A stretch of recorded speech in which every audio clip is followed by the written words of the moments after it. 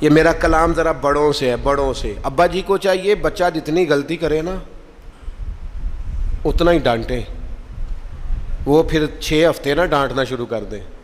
استاد صاحب کو چاہیے کہ جتنی بچے کی کمزوری ہے نا، مجھے پتہ ہے سب سے زیادہ کس بات سے تکلیف ہوتی ہے، آپ کے بچے نے غلطی کی ہے، آپ اپنے بچے کو ڈانٹ لیں، سمجھا لیں، آپ کسی اور کے سامنے اس کی تذلیل کبھی نہ کریں، یہ زیادتی والی بات ہے۔ آپ اسے رسوا نہ کریں، بتائیں کسی ایسے شخص کو جس سے آپ کو امید ہے کہ آپ کو مشورہ دے گا یا اسے سمجھائے گا، لیکن گلی گلی کھڑے ہو کے اپنے آپ کو مظلوم ثابت کرنے کے لیے اس کی توہین نہ کریں، یہ انداز درست نہیں ہے۔ اس سے بچوں کی انسلٹ ہوتی ہے، وہ کمزور پڑ جاتے ہیں، ہر جگہ رونا رونا میرے بچے اچھے نہیں، میں بڑا پریشان ہوں۔ کیا بات کر رہے ہیں آپ؟ یہ بچہ تو آپ کی کمائی ہے، اساس ہے، حسن ہے، نسل ہے، اصل ہے، اور اس قدر زیادہ تکلیف دینا، جگہ جگہ شکایتیں، جگہ جگہ باتیں۔ ہمارے بچے ہمارے ہیں نا، تو ان کی عزت کس کی ہے؟ کیوں ہم گلی گلی اپنے بچوں کی رسوائی کرتے ہیں؟ کیوں کمزوریاں؟ اور جن کو ہم خیر خواہ سمجھ کے بتا رہے ہوتے ہیں نا، وہ آگے جا کے مزے لے لے کے بتاتے ہیں، تو نقصان کس کا ہوا؟ ہمارا، ہمارے قبیلے کا، ہمارے گھر کا۔ یہ دیکھیے ذرا، حضرت عمر رضی اللہ تعالیٰ عنہ مزاج کے لحاظ سے سخت ہیں، ایک نوجوان آیا، اس نے آ کے رونا۔ یہ پہلو آپ نے ضرور یاد رکھنا ہے میرے سیدنا فاروق اعظم کا، ہمارے امام، ہمارے قائد، ہمارے لیڈر، رہنما، مقتدا حضرت فاروق اعظم رضی اللہ، یہ انداز ضرور یاد رکھیے گا۔ حضرت عمر فاروق کا یہ طبقات ابن سعد میں موجود ہے۔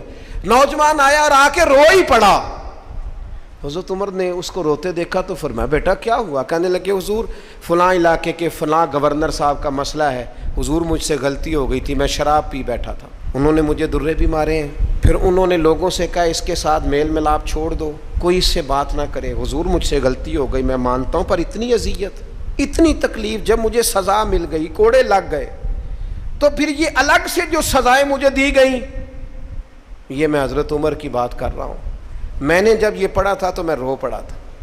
حضرت فاروق اعظم نے اس نوجوان کی بات سنی، سنو میں کیا کہہ رہا ہوں، اس گناہگار کی بات سنی، اس گناہگار کی بات سنی تو حضرت عمر رو پڑے اور فرمایا بلاؤ نا ان گورنر صاحب کو، وہ بھی بڑے سمجھدار، باوقار، بڑے آدمی تھے، بلایا اور بلا کے فرمایا آپ کا اس جرم پر غصہ بالکل ٹھیک، لیکن آپ کو کس نے اجازت دی کہ آپ اسے اتنی تکلیف دیں؟ آپ نے کوڑے مار لیے جو سزا بنتی تھی، اور پھر آپ نے کیوں کر کے لوگوں سے کہا اس سے ملنا جلنا چھوڑ دیں؟ فرمایا اب میں آپ کو حکماً کہتا ہوں اگر آج کے بعد آپ نے کوئی ایسا کام کیا تو میں آپ کو سزا دوں گا۔ فرمانے لگے آپ نے کہا تھا نا لوگ ان سے ملے جلے نہ، فرمایا اب آپ ہی لوگوں سے کہیں ان سے ملاقات شروع کریں۔ جب انہوں نے توبہ کر لی، اپنا گناہ مان لیا، جب اقرار کر لیا، معافی مانگ لی، اب سزا کا کیا معنی ہوا؟ اب تکلیف کا کیا معنی ہوا؟ سیدنا فاروق اعظم رضی اللہ تعالیٰ عنہ فرمانے لگے اگر یہ سچی توبہ کر لے تو پھر تو ان کی گواہی بھی قبول کی جائے گی، ان کی گواہی تک ہم قبول کریں گے۔ وہ کسی نے کہا تھا الجھے الجھے بکھرے بکھرے روز و شب دیکھے گا کون، لوگ تیرا جرم دیکھیں گے سبب دیکھے گا کون۔